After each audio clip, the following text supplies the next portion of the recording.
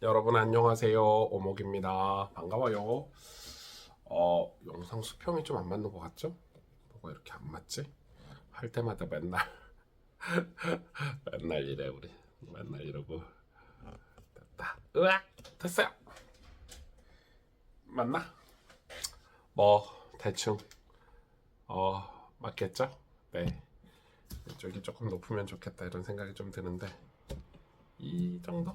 이 정도. 오케이. 우와, 좋아요.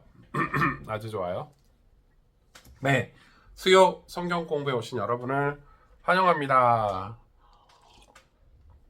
환영하고 이번 주는 요셉 설교의 어, 다섯 번째 얘기죠. 다섯 번째 얘기, 기다림의 시간. 신앙은 기다림이다. 이런 설교를 했는데 오늘 성경 공부 때 조금 그 교리적인 부분들 또 그 본문이 주는 우리 삶에 뭘 적용을 해야 될지를 좀 살펴보도록 하겠습니다.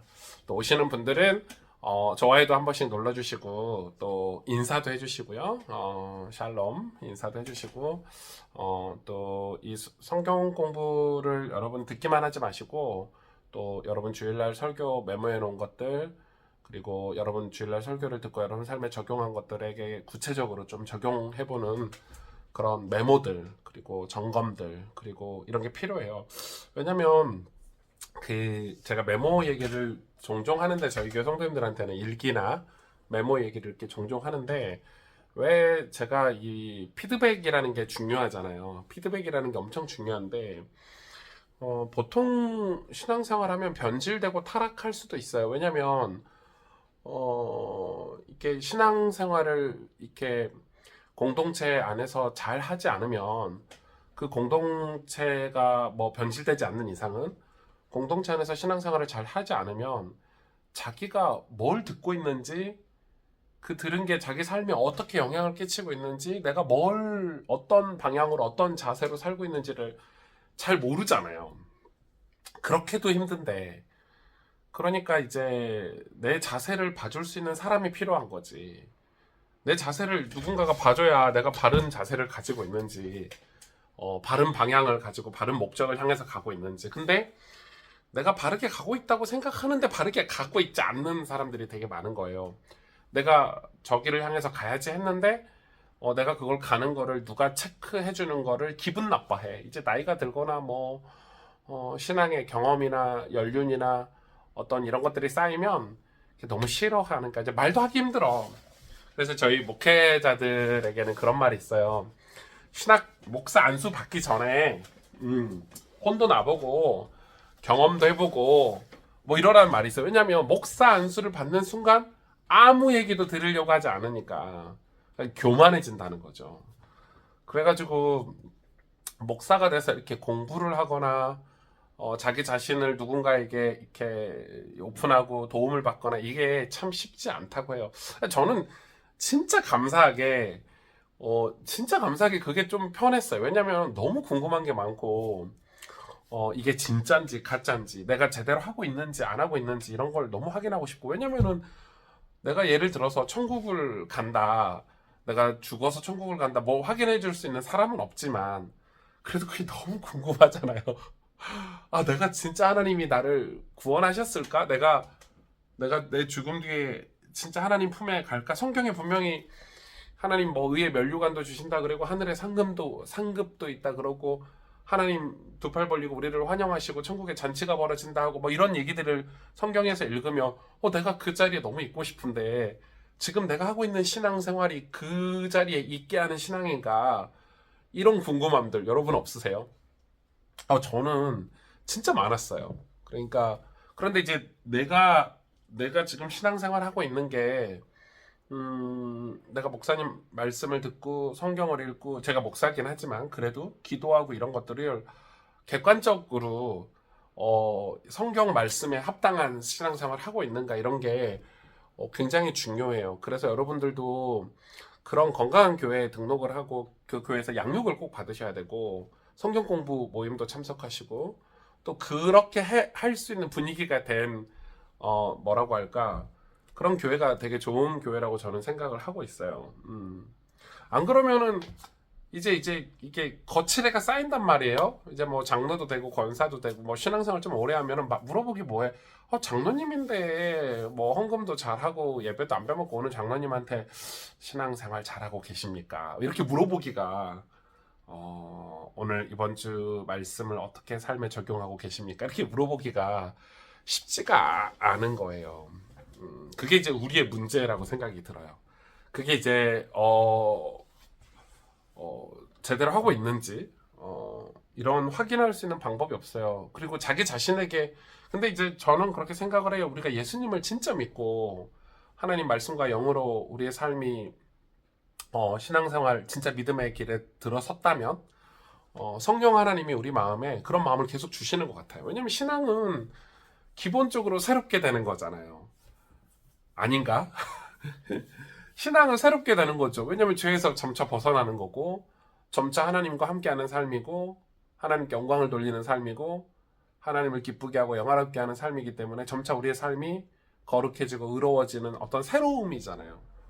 그러면 그 일에 성령 하나님이 우리를 도우시잖아요. 우리 속에 함께 하셔서 우리 도우시고 우리가 말씀을 이해할 수 있도록 가르쳐 주시는 분이 성령님인데 그러면 우리 삶에 변화되는 것 중에 하나 그 변화 중에 하나 어떤 특징 중에 하나는 저는 자기 신앙의 객관화라고 생각해요. 자기 신앙 생활의 객관화. 이건 기분 나쁘다 안 나쁘다의 문제가 아니지 않나요? 예수님도 그랬잖아요. 누구든지 이 어린아이를 데려다가 이 어린아이처럼 되지 않으면 결단코 천국에 들어갈 수 없다. 근데 이게 신앙의 장성함, 어린아이의 신앙이 아니라 믿음의 장성한 분량에 이르러야 된다는 비유하고 상반되지만 그 어린아이를 데려다가 어린아이처럼 되지 않으면 이 말은 어린아이의 특징을 얘기한 거잖아요. 우리가 신앙생활을 하면서 어린아이처럼 순수하게 질문하고 또 거짓 없이 정직하게 신앙생활하는 그런 특징들을 얘기하시는 것 같은데 근데 이제 그게 잘 안 되죠, 여러분. 잘 안 되죠. 그러니까 여러분 신앙이 얼마나 어려워져요, 갈수록. 신앙생활이 쉽다고 얘기하시는 분들 보면 다 거의 사기꾼들. 저는 거의 싹군 목사들. 자기는 안 해보고 자기는 해보지도 않고 성도들한테 예수 믿는 거 쉽다고 신앙생활 쉽다고 여러분 헬스장 가서 몸무게 5kg 빼는 것도 어려워요. 다 쉽다고 말하지 5kg 빼는 거. 가서 밥 좀 굶고 운동 좀 하면 돼. 근데 그거가 어렵다니까요. 그 자체가.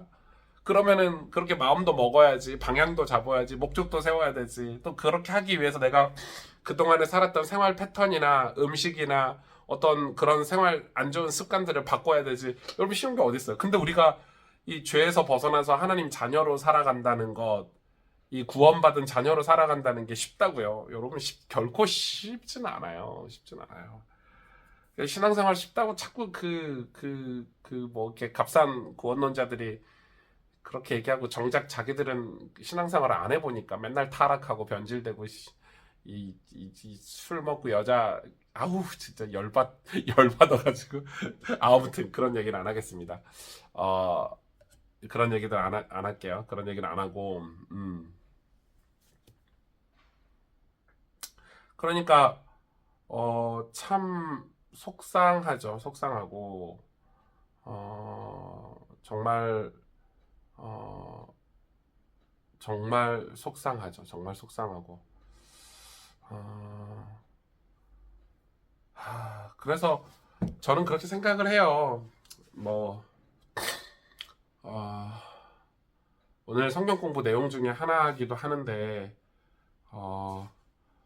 사람은 다 변질되고 타락할 수 있어요. 그런 경계심이 우리에게 있어야 되고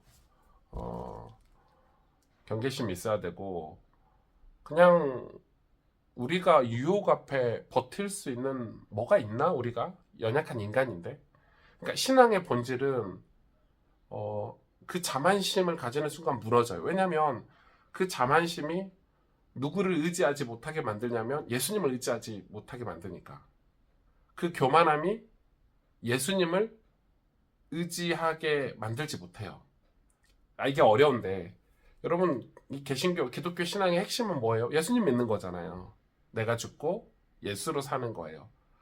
내가 죄인이라는 걸 알고 깨닫고 의로우신 십자가에 위해서 죽으신 나를 위해 죽으시고 부활하신 예수 그리스도를 붙잡고 믿음으로 사는 거예요. 믿음으로 사는 거예요. 근데 그 예수님이 내 인생에서 이제 사라지게 되는 거지. 왜 사라지냐면 내가 의인이고 내가 훌륭하고 내가 신앙생활 잘했고 내가 기도 많이 했고 이런 이 교만함이, 그런데 그 교만함이 생기고 예수님을 멀리하는 순간 뭐가 들어오냐면 죄의 유혹이 와요. 죄의 유혹을 이길 힘이 있냐고요. 인간이 없죠. 그러니까 무너지는 거예요. 그래서 타락하고 변질되고 그리고 신앙의 길을 잃어버리는 거예요. 그건 겉모양이 악하다 착하다의 문제가 아닌 거죠. 저는 하나님이 우리에게 말씀을 주신 이유는 오늘 이 요셉 얘기를 하는데 굉장히 중요한 교리죠. 왜냐하면 시편에 요셉 얘기를 했잖아요. 시편에 요셉 얘기를 했잖아요. 뭐라고 요셉에 대해서 뭐라고 기록했죠? 요셉에 대해서 정확하게 아주 너무너무 정확하게 설명을 해놨어요. 오늘 본문이. 아니 그 요셉에 대해서 시편 105편 17절에서 19절 말씀에 그가 한 사람을 앞서 보내셨으며 요셉이 종으로 팔렸도다. 하나님이 보내셨다고 해요. 그의 발은 착고를 찾고 그의 몸은 쇠사슬을 매었으니 뭐 종이 됐다 노예가 됐다 이 말이죠. 곧 여호와의 말씀이 응할 때까지라. 그의 말씀이 그를 단련하였도다 이렇게 말하고 있잖아요. 그렇게 말하고 있는 거예요 지금. 그러니까 지금 뭘 얘기하고 있냐면 말씀이 요셉을 단련하고 있는데 왜 단련하고 있냐? 하나님 요셉을 쓰셔야 되니까. 하나님이 요셉을 구원하셔야 되니까. 하나님이 요셉을 통해 하나님 당신의 뜻을 이루어야 되니까. 하나님이 이스라엘 민족을 통해서 우리에게 구속사를 설명해 주시는 건데 구약은 그걸 이루셔야 되니까 요셉이 애굽의 총리가 되는 게 중요한 게 아니고 하나님이 사용하시는 그릇이 되고 하나님을 전적으로 믿고 의지하는 신실한 크리스찬이 되는 게 중요한데 말씀이 그를 단련하신다 이렇게 표현을 하고 있죠. 그러니까 하나님 우리에게 말씀이라는 걸 주셨잖아요. 성경 66권을 주셨고 성령은 무슨 역할을 하시죠? 성령은 이 말씀을 우리가 깨닫고 이 말씀대로 살 수 있고 또 이 말씀을 가르쳐 주시고 인도해 주시는 분이죠. 그러니까 이 하나님 말씀인 성경과 하나님의 영이신 성령 두 가지로 우리는 신앙생활을 하는 거예요. 말씀과 성령 두 가지가 우리를 변화시키고 새롭게 하실 수 있는 거예요. 근데 이 말씀을 우리에게 주신 이유는, 성령을 주신 이유는 우리에게 자유를 주시고 믿음을 주시기 위함이에요. 그러니까 자유와 믿음이에요. 돌아오는 주 설교가 자유와 믿음인데 자유인데 무슨 자유냐? 죄에서 자유하라는 거예요. 여러분 죄에서 자유하단 말이 이해가 되셔야 되는데 죄에서 자유하라고 주신 말씀이에요. 근데 많은 그 복음주의자들, 갑상구원론자들, 주로 뭐 사입 이단들이 잘 쓰는 건데 죄에서 자유하지 않고 하나님에게서 자유하죠. 하나님의 진노와 심판에서 자유해. 지네들 멋대로 살면서 그게 복음이래. 여러분 그건 복음이 아니에요. 그건 여러분 이 진정한 자유가 아니에요. 자유는 내가 죄 속에서 막 살던 우리가 벗어나서 하나님에게 구속되는 거예요. 그게 자유죠. 왜냐하면 하나님이 우리의 구원자고 심판주고 하나님 우리의 창조주시고 하나님이 우리의 전부이시니까 하나님께 구속되는 거예요. 그 구원이잖아요. 구속되는 게 구원이잖아요. 진정한 자유죠. 이게 진정한 자유예요. 뭐 이렇게 비유가 될 수 있을지 모르겠는데 뭐 예수님도 탕자의 비유를 들었으니까 그냥 길거리에서 맘대로 사는데 이게 뭐 몸도 망신창이가 되고 뭐 거지로 살고 뭐 진짜 막 그게 자유라고 말할 수 없죠. 근데 만약에 어떤 사람이 내가 너를 도와줄게, 너의 목숨을 살려줄게, 병원에 가서 치료도 해주고 막 그래서 불황자로 살다가 병에 걸려서 곧 죽게 생긴 사람을 어떤 그 사람이 데려다가 병원에서 치료해주고 살려줬어. 그리고 얘기하는 거야. 너 앞으로 또 다시 거기에 돌아갈 거냐? 아니면 나랑 살 거냐? 그러면 나랑 살면은 네가 앞으로 나랑 살면은 정말 좋은 일에 너가 쓰임 받을 수 있다. 근데 공부도 해야 되고 씻어야 되고 좋은 음식도 먹어야 되고 운동도 해야 되고. 근데 이 불황자가 너무 싫은 거예요. 공부도 하기 싫고 운동도 하기 싫고 씻기도 싫고 마치 그런 거 같죠 우리가. 병은 고침 받았는데 목숨은 도움으로 받았는데 근데 계속 또 그 삶으로 돌아가면 또 목숨을 잃게 했죠. 그러니까 말씀은 죄의 노예에서 벗어나게 해주는 거예요. 그런 자유를 얘기해요. 죄에서 자유. 그러니까 죄를 지어도 되고 안 지어도 되는 자유가 아니라 이제 더 이상 죄를 안 짓게 되는 자유함이죠. 아, 어렵네. 이걸로 어렵네. 좀 설명하기가 어려운데. 더 이상 죄를 안 지을 수 있는 힘이 우리에게 생기는 거예요. 죄를 더 이상 안 지을 수 있는 선택권이 우리에게 생기는 힘이에요. 말씀으로. 이제 아는 거예요. 말씀에 나를 단련해서 내가 그렇게 신앙생활이 잘하는 거예요. 그러니까 여러분 욥기 23장 10절에도 욥도 그러잖아요. 하나님이 나를 단련하신 후에 내가 순금같이 나아오리라. 왜 단련된 거예요? 하나님과 이제는 옛날에는 하나님을 그냥 귀로만 들었는데 이제는 하나님 눈으로 본다고 했죠. 이 욥이 하나님 말씀으로 완전 단련된 거예요. 그러니까 더 이상 이 하나님 외에 그 세상의 그런 어떤 그 자기의 경험이나 자기의 능력이나 자기의 의나 이게 아니라 하나님이 진짜로 하시는 약속을 신뢰하게 되는 그런 단련인 거죠. 그런 사람은 여러분 더 이상 죄를 짓지 않게 되죠. 더 이상 그러니까 이제 로마서 5장에도 그런 말씀 있잖아요. 다만 이뿐 아니라 우리가 환난 중에도 즐거워하나니 이는 환난은 인내를, 인내는 연단을, 연단은 소망을 이루는 줄 알미로다. 소망이 우리를 부끄럽게 하지 아니함은 우리에게 주신 성령으로 말미암아 하나님의 사랑이 우리 마음에 부음바 됨이니. 하나님의 사랑이 우리 마음에 부음바 되기 위해서는 우리가 단련이 돼야 되는 거죠. 이 단련이 엄청 중요하죠. 그러니까 신앙은 기다림인데 우리 그냥 기다리는 게 아니라 이 단련의 과정인 거예요. 우리 신앙이 단련이 돼야 돼요. 단련이 돼야 돼요. 그래서 하나님이 뭐라고 말씀하셨어요? 너희가 나를 사랑하면 내 계명을 지키리라. 너희가 나를 사랑하면 내 계명을 지키게 될 것이다. 너희가 나를 사랑하면 내 계명을 지키게 될 것이다. 하나님 사랑하면 계명을 지키게 될 것이다. 그런데 이제 값싼 구원론자들은 하나님 사랑하면 이제 복음이 우리를 자유케 한대요. 근데 그 자유가 뭐냐면 방종이지. 근데 하나님 사랑하면 계명을 지켜야죠. 하나님을 사랑하고 하나님 나라에 입성하려면 하나님 나라의 법을 알고 그게 하나님 나라의 법이 말씀인데 이 말씀대로 살게 되면 우리는 사도 바울이 세상 법도 지키고 하나님 나라의 법도 지킬 수 있다 이렇게 얘기하거든요. 세상에서 살고 있으니까 이 나라에도 법이라는 게 있잖아요. 그 법이 있어서 나라가 존속이 되고 서로 질서가 유지될 수 있는 건데 그 법을 지키지 않는다. 이거는 나라에서 이제 이 법으로 이제 처벌을 하잖아요. 하나님 나라의 법도 똑같죠. 하나님 나라에도 법이 있죠. 그게 질서니까. 그게 진정한 자유니까.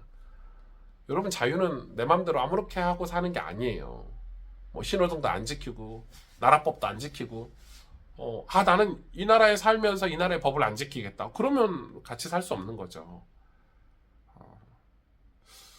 여러분 사랑하는 사람이 있어. 내 아내가 있어. 근데 어디 가서 뭐 불륜을 하거나 뭐 죄를 짓거나 뭐 음란한 뭐 이렇게 하거나 성매매를 하거나 이러는 거는 그건 사랑하는 게 아니죠.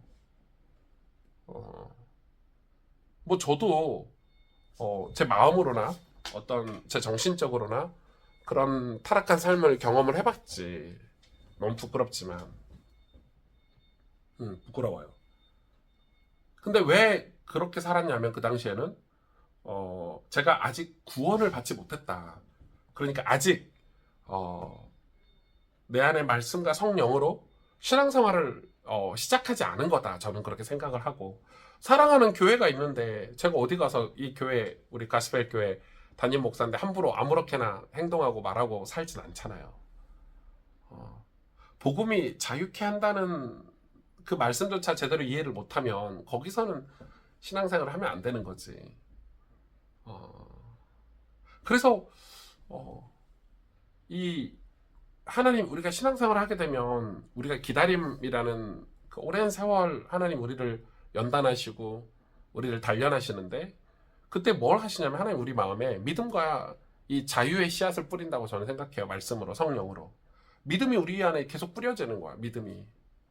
그래서 믿음이 생기잖아요. 이 믿음은 어떻게 설명할 수 없는 영역이긴 해요.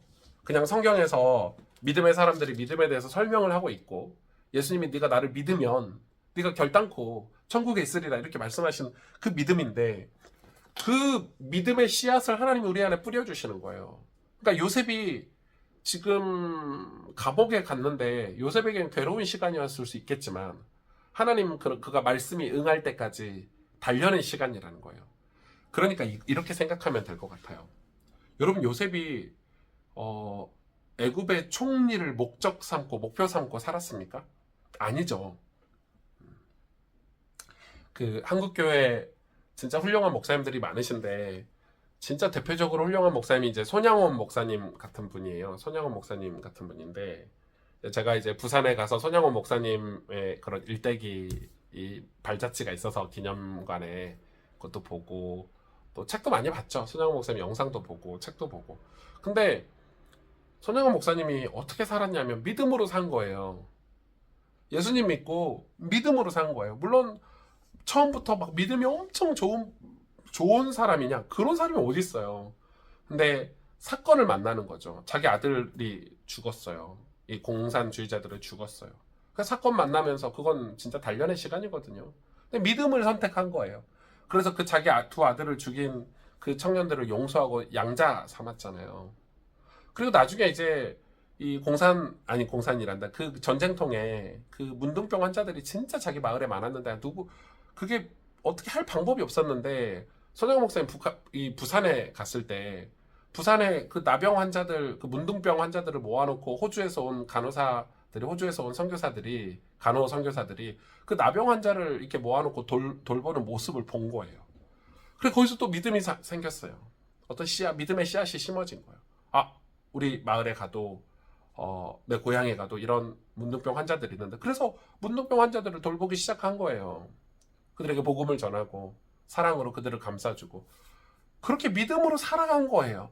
믿음으로 살았더니 나중에는 민족의 지도자가 돼 있어요. 그러면 손영호 목사님 처음부터 나 민족의 지도자가 되기 위해서 내가 민족의 지도자가 되기 위해서 내 아들을 죽인 저 사람들을 양자 삼아야지. 내 민족의 지도자가 되기 위해서 내가 이 나병 환자들을, 이 문둥병 환자들을 돌봐야지. 뭐 이랬나요? 그건 믿음이 아니죠. 예, 그건 믿음이 아니에요. 그건 여러분 있을 수 없는 일이에요. 그러니까 우리는 믿음으로 사는 거예요. 믿음으로 살면 하나님 우리를 자유케 하세요. 우리가 믿음을 선택해서 살면 우리의 자유함은 뭐냐면 죄에서 자유하게 되는 거예요. 그래서 우리가 점차 믿음으로 살았는데 우리 삶에는 자유의 씨앗이 뿌려지는 거예요. 어떤 자유냐면, 내가 연단하고 하나님 날 단련하셔서 이제는 뭐가 생기죠? 죄를 멀리할 수 있는 힘이 생기고, 내가 믿음의 삶을 살 수 있는 힘이 생기는 거예요. 내가 하나님 나라와 영광을 위해서, 복음을 위해서 진짜로 가난하고 병든 자를 도우면서, 또 이 땅에 구원받지 못한 영혼들을 섬기면서 그들에게 복음을 전하고 그들에게 발을 씻겨주고, 우리 발을 씻겨주려면 무릎을 꿇고 허리를 굽혀야 되잖아요. 그럼 겸손함이 우리에게 힘으로 생기는 거예요. 그게 자유죠. 진정한 자유. 그러니까 지금 요셉이 감옥에서 겪는 일은 하나님 연단이잖아요. 연단이에요. 그가 뭐 꿈을 해석해주고, 또 술 맡은 관원장이 그 꿈을 해석받아서 살아나서 복직해서 그를 의지했잖아요. 그를 의지했지. 왜냐면 나가면 나를 좀 기억해달라고, 나를 여기서 좀 꺼내달라고, 나 억울하게 여기 들어왔다고. 근데 까먹었단 말이에요. 그건 하나님이 하시는 일이죠. 그가 까먹어서 세워라 내워라 기다렸죠. 언제 분명히 나가면 말해주겠다고 약속했는데 왜 나를 안 꺼내주지? 그래서 만약에 요셉이 그 술 맡은 간원장만 바라보고 살았으면 그 감옥의 세월은 진짜 괴로움의 세월이었을 것 같아요. 그러나 요셉이 하나님을 만약에 그 시간에 바라보고 살았다면, 요셉이, 그러니까 이 기다림의 시간 동안에 하나님 우리를 연단하시는데 우리가 바라볼 분은 하나님이어야 돼요. 하나님을 바라보는 거예요. 신앙은 여러분 궁극적으로 천국에 가는 거죠. 그걸 부정하는 사람 없지 않아요? 근데 천국에 입성하는 게 궁극적으로 신앙의 어떤 그 최종 목적이라고 할 수 있는데, 목표? 뭐 이렇게 할 수 있는데, 천국에 궁극적으로 입성하는 건데, 천국에 입성하기 위해서는 예수님이 비유하신 것 중에 열처녀 비유 드셨잖아요. 어, 신랑이 올 건데, 항상 신랑이 오면 너희를 바로 데려갈 거니까 이 등불을 끄지 말고 있으라는 거예요. 근데 신랑이 언제 올지 말을 안 해주는 거야. 그러니까 다섯 처녀는 신랑이 언제 올지도 모르는데 좀 놀자 이렇게 노는 거야. 막 놀고 허랑방탕하게 살고. 근데 다섯 처녀는 신랑이 언제 올지 모르지만 매일 기름을 갈아주고 늘 불을 켜서 늘 신랑이 오기를 기다렸어. 그럼 바보 같잖아요. 그 다섯 놀던 처녀, 야, 예수님 오기 전에, 예수님 오기 직전에 가서 신랑 만나면 되지. 근데 모르잖아요. 그러니까 성경은 우리 보고 깨어 기도하라고 해요. 깨어 있으라고 그래요. 그게 깨어 있는 게 뭐냐는 거예요. 그게 여러분 예배 아닙니까? 깨어 있는 게 매일 말씀을 보고 자기 자신을 하나님 앞에 세우는 거잖아요. 기도하는 거잖아요. 근데 이제 우리가 잘못하면 이 교만해져서 예수님을 의지하지 않고 어떤 하나님 앞에서 내 자신을 이렇게 정확하게 볼 수 있는 어떤 그런 신앙을 하지 않으면 사람들이 이 구원을 원하지 않기 때문에 저는 그렇다고 생각해요. 그러니까 함부로 사는 거예요. 그러니까 이제 겉으로는 예수님 믿는 척 하면서 뒤에 가서는 함부로 사는 게 뭐냐면 이 구원에 대한 두려움이 없는 거예요. 내가 천국 가는 거에 대한 두려움이 없는 거예요. 그러니까 천국 갈 확신이 있다면 그렇게 살 수 없거든요. 제가 볼 때. 거짓이지, 거짓. 다 거짓이지. 저는 뭐 저희 교회도 청년들이 있어서 청년들하고 성경 공부할 때 얘기하겠지만 우리 청년들에게 꼭 말해주고 싶어요. 내가 뭘 마음에 들고 마음에 안 들고의 문제가 아니지 않아요? 정말 성경을 공부하고 내가 성경에서 말씀하시는 구원 그리고 하나님 자녀의 삶을 우리가 배우지 않으면 그냥 어떤 미디어에서 하는 얘기들, 세상 사람들이 하는 얘기들을 듣고 판단하고 뭐 함부로 정죄하고 뭐 싫어하고 좋아하고 이러는 게 아니어야 되고 철저하게 진짜 성령 하나님의 은혜로 내가 구원받는 게 진짜 중요하다고 생각이 들어요. 여러분 세상이 다 이 쓰레기통 같다고 해서 내가 아우 더러워해서 피하지만 피해서 갈 곳이 없어요. 그 쓰레기통을 헤쳐서 그 속에서 하나님 나를 건져주시는 그 하나님의 은혜를 우리가 알아야 되는데 건짐받아야 되는데 그게 쉽지 않죠. 쉽지 않죠. 저한테 어제 어떤 분이 그 이메일이 오셔가지고 교리적으로 뭐 이렇게 뭐 이단이냐 사입이냐 뭐 이런 얘기하는데 여러분 교리적 이단 사입이가 어디 있어요? 예, 이단 사입이 그러니까 이게 뭐 타락하고 뭐 술 먹고 뭐 여자 문제가 있고 뭐 이런 걸 거기다 교리라는 단어를 들이밀면 안 돼요. 저는 그래서 그 단어를 별로 좋아하진 않아요. 여러분 교리라는 게 뭡니까? 교리가 하나님 말씀이잖아요. 하나님 말씀을 가르치는 어떤 방식 그리고 하나님 말씀을 가리키는 어떤 내용들을 교리라고 하는데 하나님 말씀을 우리에게 왜 주셨냐는 거예요. 교리는 우리가 하나님을 사랑하기 때문에 우리가 하나님 뜻대로 살고자 늘 새롭게 변화되려고 하는 신자에게 주신 하나님의 선물이 교리잖아요. 교리는 내가 하나님 뜻대로 살고자 내가 거룩해지고 의로워지고 뭔가 예수님을 잘 믿어서 하나님을 더 사랑하고 내가 변화돼서 세상의 빛과 소금이 되려고 하는 사람들에게 주시는 하나님의 선물이 교리인데 뭐 그 교리가 없는 거잖아요. 네. 그냥 사입이지 뭐 교리적 사입이 이런 게 없어. 그냥 사입이에요. 그냥 사입이고 그냥 타락한 거예요. 그냥 변질된 거지 뭐 교리적이다 아니다 이런 단어를 붙일 수가 없어요. 거기다 교리라는 단어는 엄청 좋은 단어인데 우리가 신앙 자체가 이 로마서 말씀처럼 5장 말씀처럼 우리가 인내하고 연단받고 그래서 소망이 되게 이루어지는 건데 거기에 필요한 게 교리잖아요.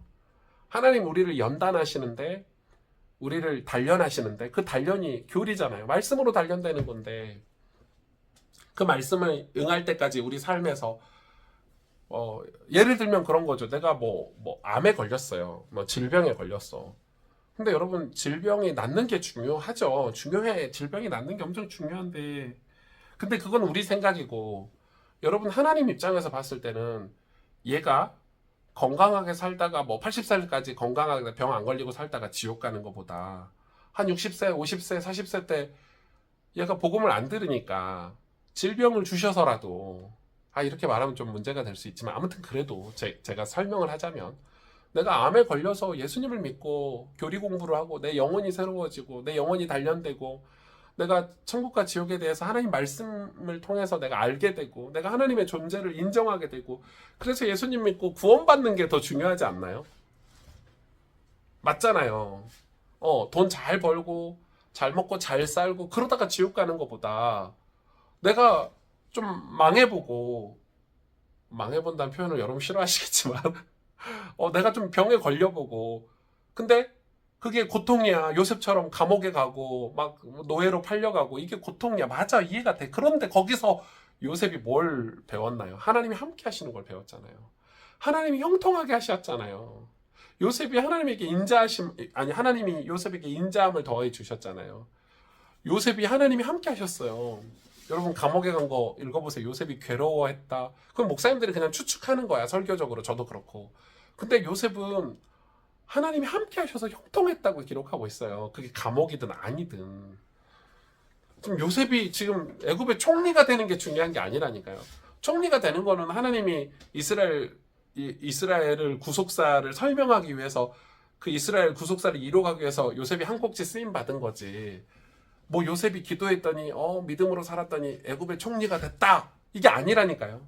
요셉이 믿음으로 산 것 자체가 중요한 거라니까요.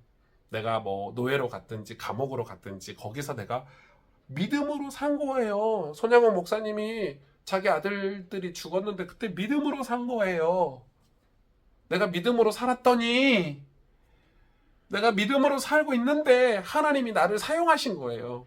내가 믿음으로 하루하루 살고 있는데, 내가 믿음으로 하루하루 살고 있는데, 예배드리고 기도하면서 하루하루 주님의 몸된 교회로 살아가고 있는데, 하나님 나를 변화시켜 주시고 당신의 섭리에 나를 사용하여 주신 거예요. 근데 우리는 종종 우리가 뭔가 정해놓고 내가 민족의 지도자 돼야지. 민족의 지도자 되려면 문둥병 환자 좀 도우면 민족의 지도자가 될 수 있나? 뭐 이런 식으로 신앙생활 하면 안 된다 이거예요. 물론 신앙의 목표, 어떤 목적이 있으면 더 건강하게 신앙생활 할 수 있겠죠. 그러나 제가 지금 교리를 얘기하는 거예요. 우리가 믿음으로 사는 게 중요하죠. 하루하루. 별거 아니지만. 그래서 아침마다 새로운 은혜를 받고, 내 힘으로 오늘 하루를 살 수 없으니까 예수님을 의지하고 하나님을 의지하고 은혜를 받아서 하루하루 사는 거예요. 그럼 답답하다, 뭐 깝깝하다, 뭐 이런 게 느껴지십니까? 아니요. 갑갑하고 답답한 인생이 아니에요. 그 인생은 진짜 예수님 믿는 인생이 돼야 되는데, 그러면 어떻게 살아요? 우리 가정에서, 직장에서 어떤 변화가 있겠죠. 내가 믿음으로 사니까. 믿음으로 사니까. 저는 그렇게 생각해. 우리도 어느 순간에 죄가, 어떤 엄청난 세상의 유혹이 우리에게 스며들어서 우리가 무너질 수 있다고 생각해요. 그래서 섰다 하면 넘어질까 주의하라. 이렇게. 악은 모양이라도 멀리하라. 술 취한 자와 가까이 하지 말아라. 여러분 성경에, 여러분 잠언만 읽어봐도 엄청나요. 그게 왜 있냐면 우리를 경고하는 거잖아요. 이 험한 세상에, 이 죄악된 세상 속에서 내가 믿음으로 사는 게, 하나님의 주님의 몸된 교회로 살아가는 게 중요하다는 거죠. 하나님은 그래서 우리가 단련된 만큼 사용하신다는 거예요. 여러분 단련되지 않은 사람을 쓸 수가 없잖아요. 변화되지 않은 사람을 어떻게 써요? 그게 이제 이 변화되지 않은 사람이 하나님 일을 하면 거기에 문제가 되는 거예요. 변화되지 않은 사람이 하나님 일을 하니까 거기에 이제 뭐 이게 악한 영들이 역사해가지고 문제가 되는 거잖아요. 하나님 우리를 단련된 만큼 사용하세요. 그래서 그 하나님 우리를 단련하시는 그 기간은 우리에게는 기다림인 거예요. 근데 그냥 기다리는 게 아니에요. 하나님 매일 만나를 주시고 불과 구름 기둥으로 우리 인도하시고,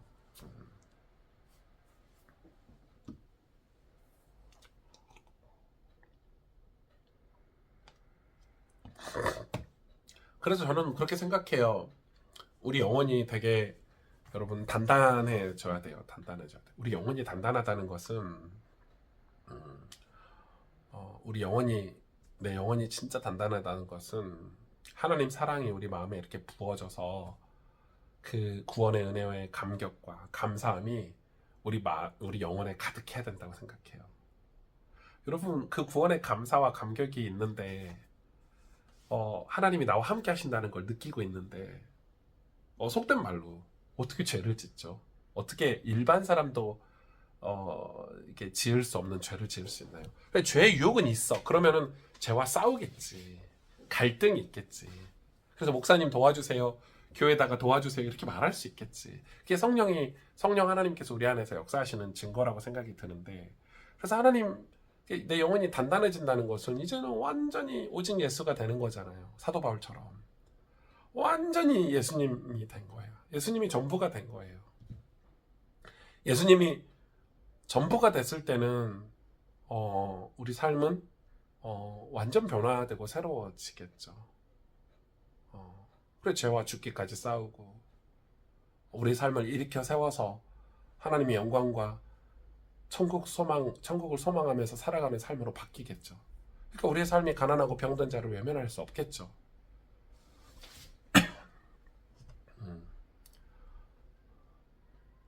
너무 중요한 거 아닌가요? 너무 중요한 거 아닌가? 그럼 우리가 그런 연단을 받는 동안에 하나님 우리를 잊으시냐? 잊지 않으시죠. 이사야 49장 15절에 여인이 어찌 그 젖먹는 자식을 잊겠으며 자기 태에서 난 아들을 긍휼히 여기지 아니하겠느냐. 그러나 그런 여인도 그런 엄마도 그런 어미도 혹시 그들을 잊을지라도 나는 너를 잊지 아니하리라 하나님 그러셨어요. 하나님 요셉을 잊지 않으시는 거예요. 우리가 연단되는 그 속에서 하나님을 바라보고 말씀을 사모하고 은혜를 사모하고, 왜냐면 은혜 아니면 살 수 없으니까 그 은혜를 사모하고 살아가는 그 시간을 하나님은 잊지 않으시겠대요. 여러분 그게 신앙 아닌가요? 그 자체가 신앙이잖아요. 내가 뭔가를 이루는 게 신앙이 아니라 그 자체가 신앙이에요. 거기서 믿음의 씨앗이 우리 안에 들어와서 심겨지고 자유의 씨앗이 심겨지고 진리가 너희를 자유케 하리라. 내가 정말 하나님을 사랑하는 신실한 그리스도인의 삶으로 변화되어 가는 거예요. 그게 신앙생활 아닌가? 저는 그렇게 생각이 들고 여러분하고 그런 말씀도 나눴죠. 너무 좋은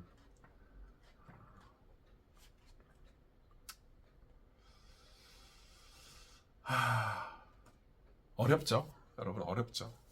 목사님 어려운데요. 근데 이제 되게 심플한 거는 신앙생활은 예수님을 믿고 구원받아서 예수님 믿기 시작하면 이제 신앙생활이 이제 조금 심플해지는 것은 하나님 한 분밖에 안 계시니까 그런 심플함이 이제 내 안에 있는 모든 이 어둠들이 사라지고 이제 빛 대신 예수님을 바라보니까 그게 이제 심플하고 쉽다 이렇게 표현할 수도 있겠죠.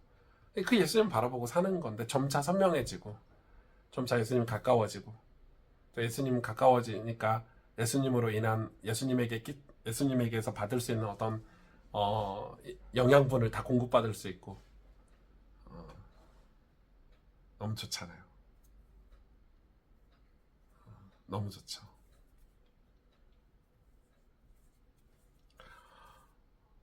제가 이번 주에 그 학교에서 교수님이 그 수업 받는데 교수님 그런 얘기 하시더라고요.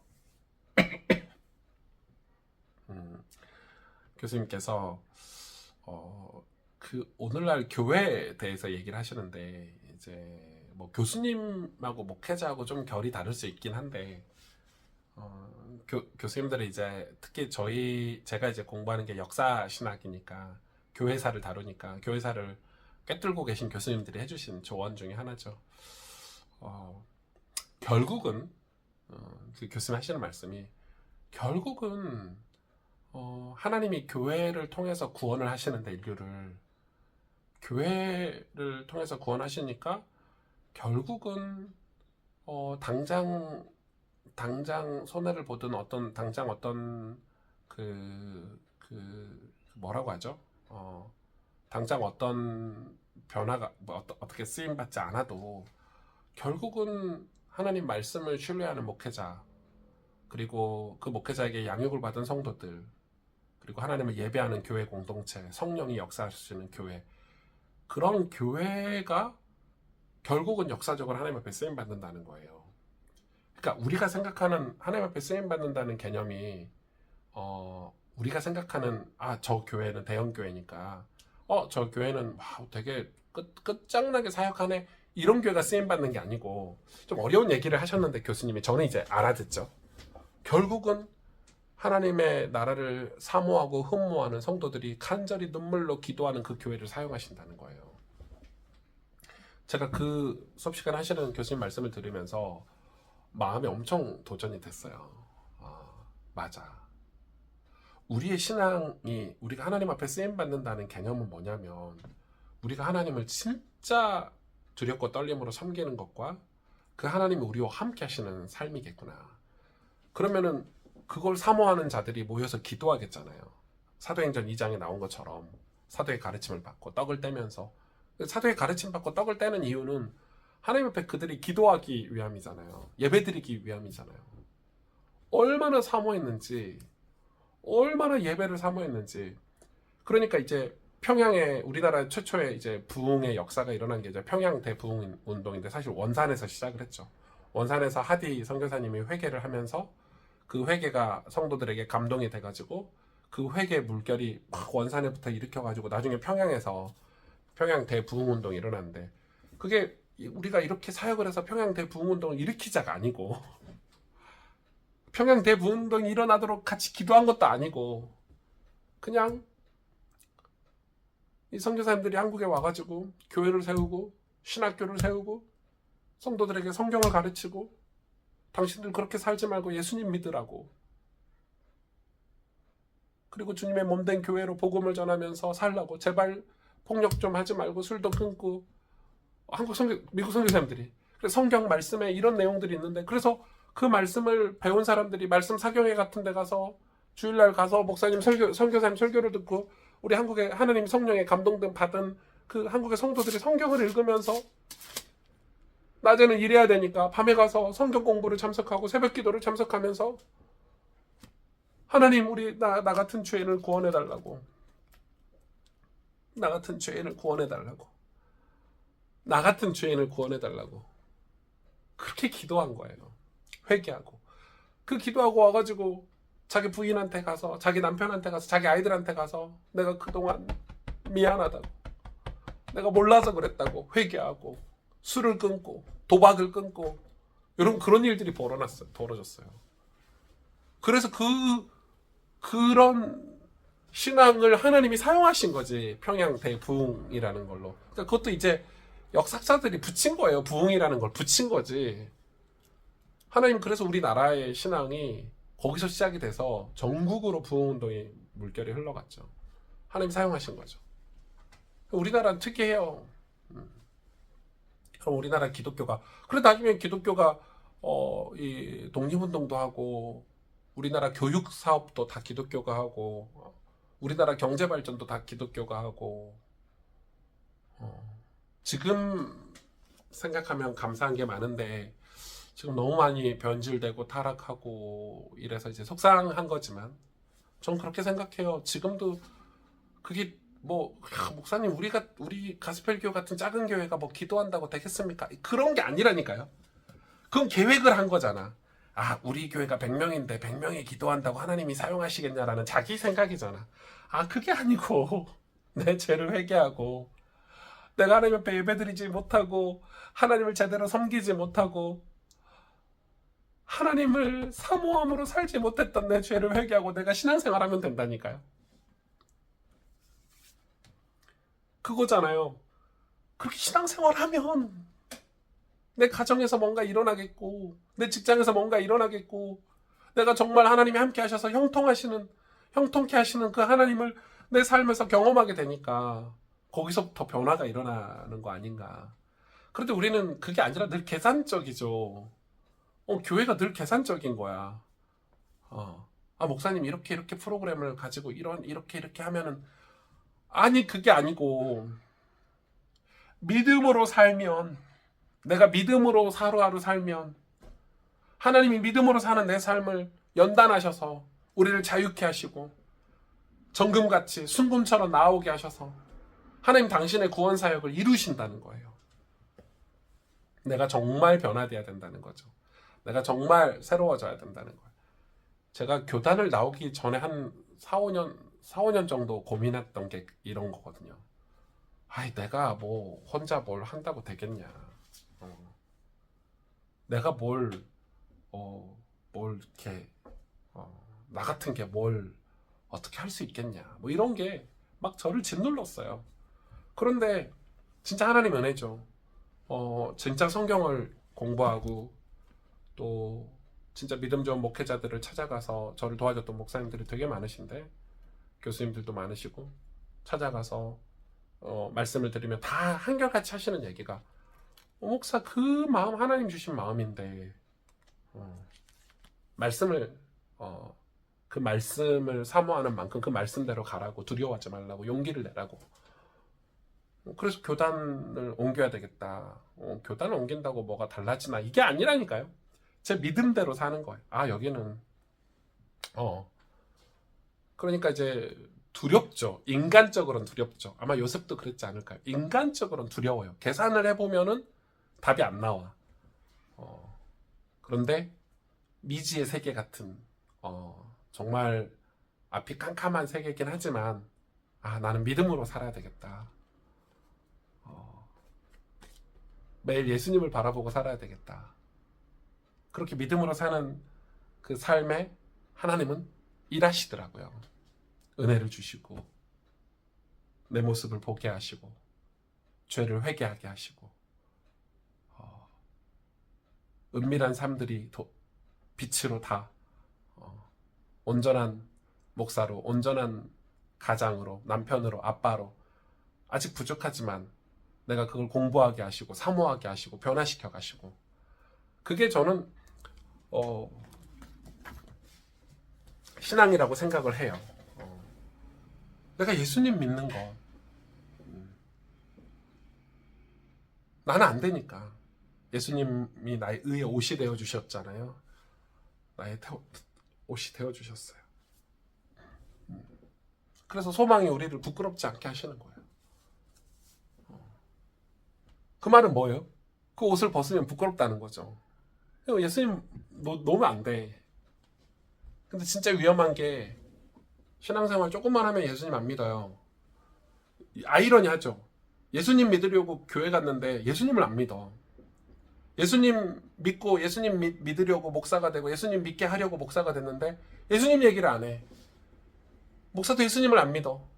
그러니까 이제 저도 그랬고,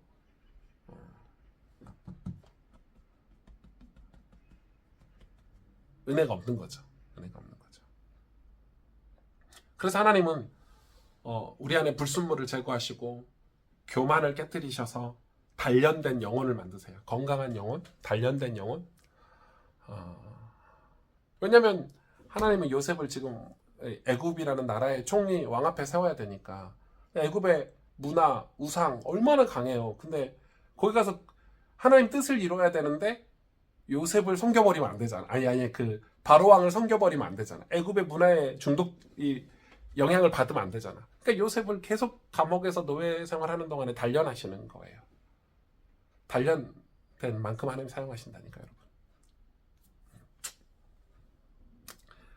네.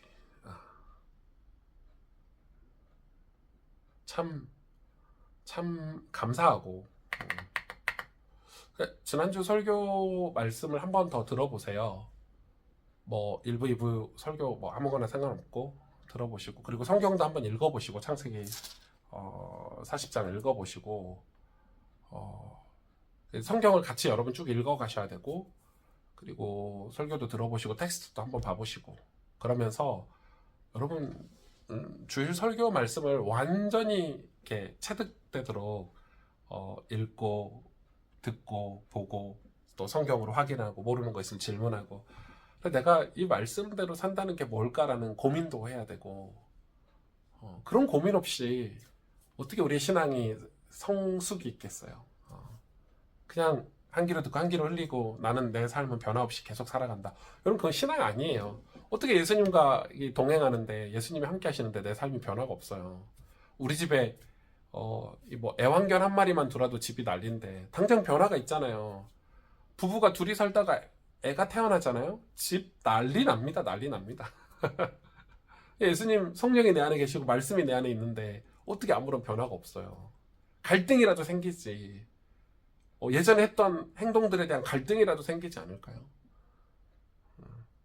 그러니까 지금 우리가 그런 게 아예 없다면은 그냥 교회 다니는 종교인이죠. 네. 우리 목사님 말씀 재밌네. 좋네. 나 구원 받았대. 아멘. 뭐 이런 거지. 그게 아니잖아요, 여러분. 완전 신앙 생활을 하셔야 돼요. 완전 예수님 믿는 신앙 생활을 하셔야 돼요. 그래서 여러분 기도의 자리 나오시라니까. 기도의 자리. 이제 내일 모레 금요 기도회 때 한 달에 한 번씩 철야기도 하는데 나오시라니까 여러분. 시간 없다고 하지 마시고 한 달에 한 번 한 2시간 기도하는 건데 나오시고 여러분 여러분 속해 있는 교회나 우리 교회 같은 경우는 나눔터에서 매일 성경 읽고 은혜 받은 거 나누시고 그래서 자기 스스로 은혜를 받은 걸 나누시고 내가 정말 예수님을 믿고 있다는 거를 확인받는 그런 객관성이 우리에게도 있어. 안 그러면 내가 뭐 뒤에 가서 뭔 짓을 하는지 어떻게 사는지 그러니까 내가 그래서 길을 잃어버리고 방향을 잃어버리고 자세를 잃어버려서 내가 지금 뭐 멸망의 길을 가고 있는지 여러분 그걸 두려워해야 되는데 그걸 두려워하지 않더라고요. 참 그렇더라고요. 네 여러분 네, 제가 준비한 성경 공부 내용은 오늘 여기까지고요. 이 연단에 대해서 단련에 대해서 오늘 여러분하고 좀 나눴고 하나님 우리를 단련하시려고 말씀을 주셨고 성령 하나님은 그 일을 하고 계시는 거죠. 내 영혼이 단련이 되는 것, 내 삶이 단련이 되는 것, 믿음의 씨앗을 뿌리고 자유의 씨앗을 뿌려서 이제 우리가 완전히 세상에서 자유하고 하나님 천국 백성으로 살아갈 수 있도록 근심하고 걱정하고 불안하고 그렇게 사는 게 아니라 뭐 그랬잖아요. 예수님이 그 부자 청년에게 네 재산을 다 팔아서 그러니까 그게 재산 팔아서 헌금하라는 얘기가 아니거든요. 그것에 있어서 자유할 수 있냐? 너 진짜 나를 따를 수 있냐? 너 정말 천국에 갈 수 있냐? 했더니 그 재산 때문에 천국에 못 가는 거죠.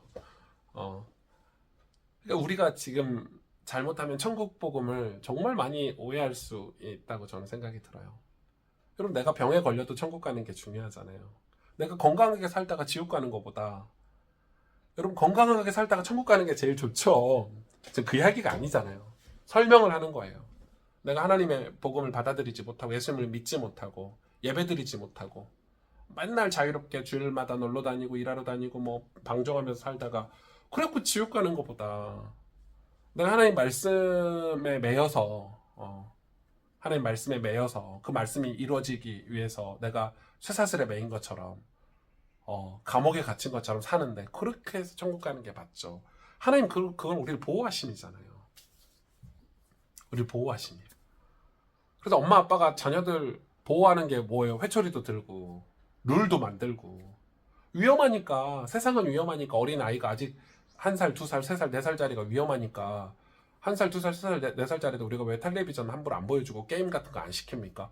그거에 먼저 중독되면 평생 그렇게 살아야 되니까 그래서 어릴 때는 좋은 교육을 하려고 우리가 또 나쁜 짓을 하고 거짓말을 하면 혼내고 이렇게 교육이라는 걸 하잖아요. 왜요? 그 아이가 연단되도록 그 어린아이가 연단되도록 건강하게 자라는 마음으로 부모가 그런 교육을 하잖아요. 부모가 그렇게 살지 못할지언정 신앙도 똑같다고요. 신앙이 연단이 필요하다고요, 여러분. 네. 여러분 혹시 오늘 성경 공부하시면서 궁금한 질문들 이렇게 나중에 이 영상이 끝나더라도 댓글에도 이렇게 남겨주시고 그럼 제가 성실하게 답변을 하고 저희 오목TV에 제가 이메일 주소 올려놨죠. 혹시 여러분 교회 사역이 필요하거나 또 상담이 필요하거나 이런 분들은 이메일로 상담을 주시면 제법 많이 주시고 계시는데 제가 성실하게 또 상담도 하고 또 사역도 섬길 수 있도록 그렇게 하겠습니다. 여러분 신앙생활 해야 돼요. 예수님 믿으셔야 돼요. 신앙생활 하시기를 정말 간절히 바라고 요 근래 일련의 사건들이 참 많지만 그런 사건들에 여러분 휩쓸리지 말고 예수님 믿으셔야 돼요.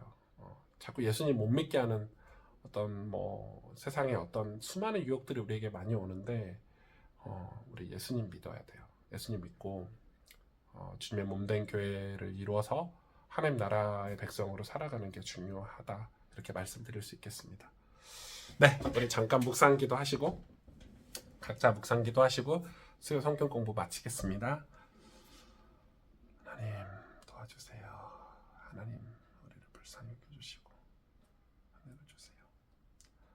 하나님 말씀으로 단련되어서 주님 하나님 말씀으로 연단되어서 주 앞에 서지고 싶습니다. 주 앞에 잡아주시고 좀 해주세요.